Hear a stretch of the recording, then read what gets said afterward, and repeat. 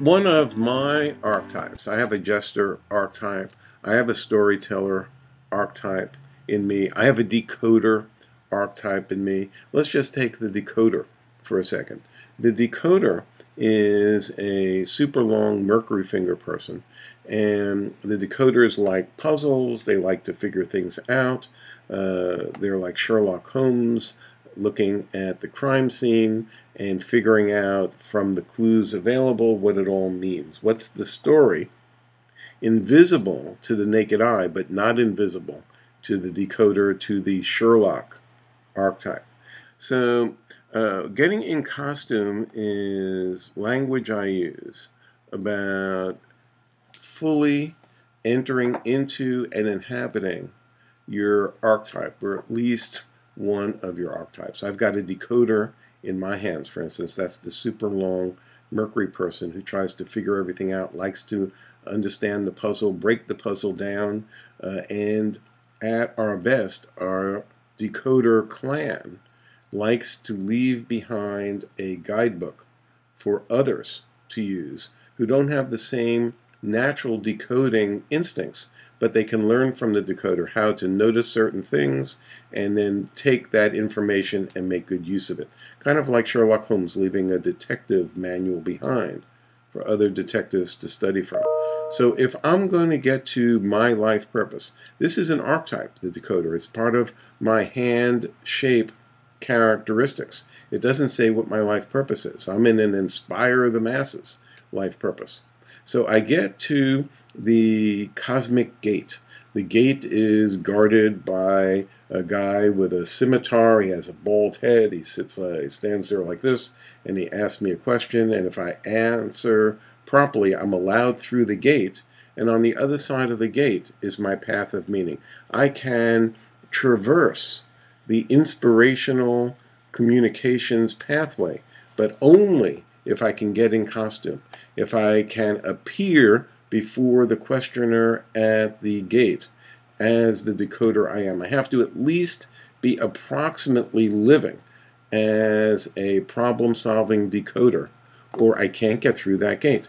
And in the modern world, that image of the guy like this at the gate asking the question, and he's got a scimitar if I answer incorrectly, that was an image I first encountered within me 30 plus years ago.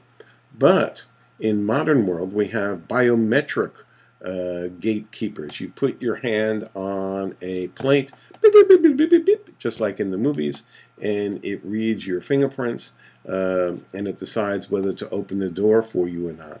In this case, you put your hand on the reader, the biometric reader, but it's looking at your hand shape.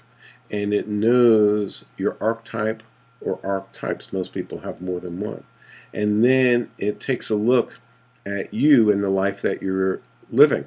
If you're at least approximately in costume, if you're living your archetype more or less, at least more or less, the door opens and you get a chance to live out the life purpose. But if you're not in costume, you can't even get the door open to get to your life purpose. So one of the things that happens for people is that they are living their wrong archetype. And if they're living their wrong archetype, for whatever reason, they're fulfilling their parents' dream of becoming a doctor, who knows why a person might be living an archetype that doesn't belong to them. I see this fairly often. They cannot get to their life purpose. Their life lesson keeps kind of like a car spinning its wheels. Their life lesson gains no traction. They wind up in the big gaping hole. And if they get more and more money and more material success, they just feel worse and worse about themselves. Or they have more and more lousy things happen, and they feel worse and worse about themselves. And for these people, I can't even talk to them about their life purpose yet. They must get in costume. And this is rule number one in soul psychology, is be your type. Get in costume. Be the archetype that you is. If you can't do that, you can't even get to your life purpose story. Okay, excellent point. So just going back to the mythologies, we were talking about how so many people are working with Greek and Roman mythology to work out who they are, their dominant mythological type. How do you work out those different type from your hands? Yes. So I like to use the ancient mythologies. I enjoy the Greek mythological stories a lot.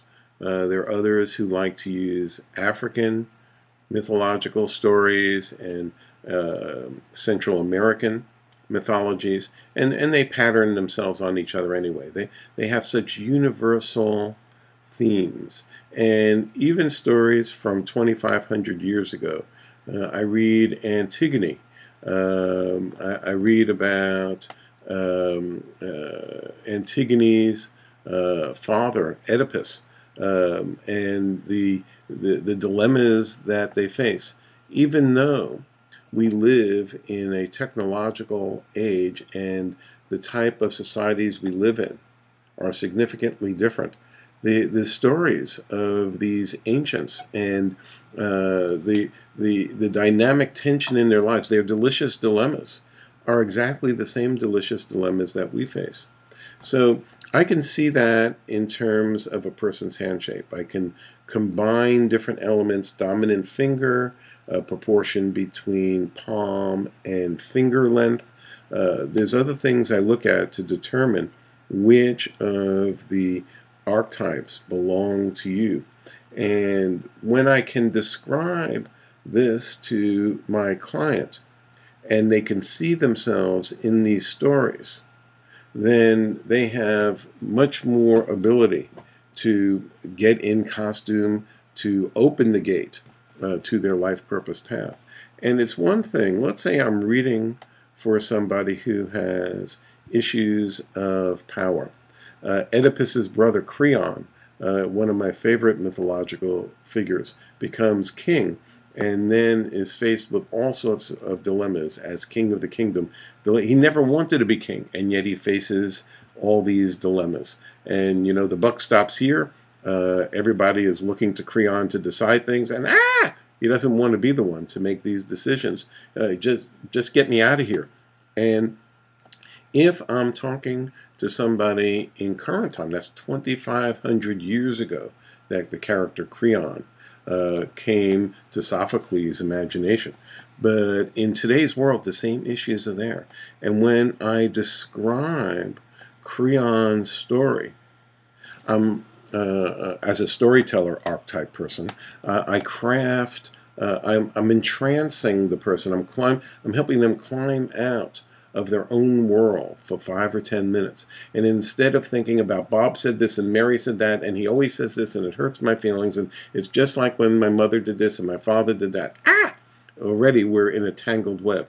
But if we climb into Creon's world and look around at a world without computers, without cars, but it's the same stuff happening anyway. And my client climbs into that world and sees Creon's dilemma and realizes that the dilemma is not a function of Creon messing things up or being a bad person. The dilemma is a function of Creon's inherent nobility, his honor, his willingness to take action to help the kingdom when nobody else seems capable of doing these things. So as my client starts to identify and feel positive feelings towards Creon and would, if he could, give advice to Creon. Creon, you're doing a good job. You're the right one to make these decisions. They're tough. You're not going to like everything about the outcome, but if somebody else was making the decision, it would be much worse. You should be the decision maker. And here, your essential honor and nobility shines through. They catch themselves in their imagination saying that to Creon and realize they could be saying that to themselves.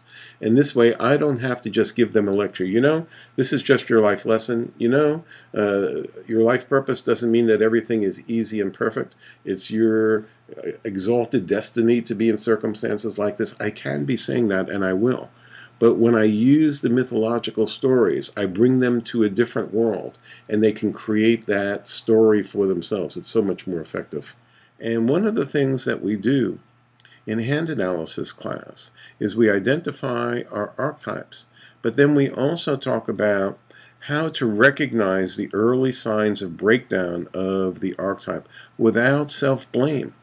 There's no particular reason to get on your own case, Jena, Matilda, Bob, anybody, when your particular archetype is not functioning smoothly.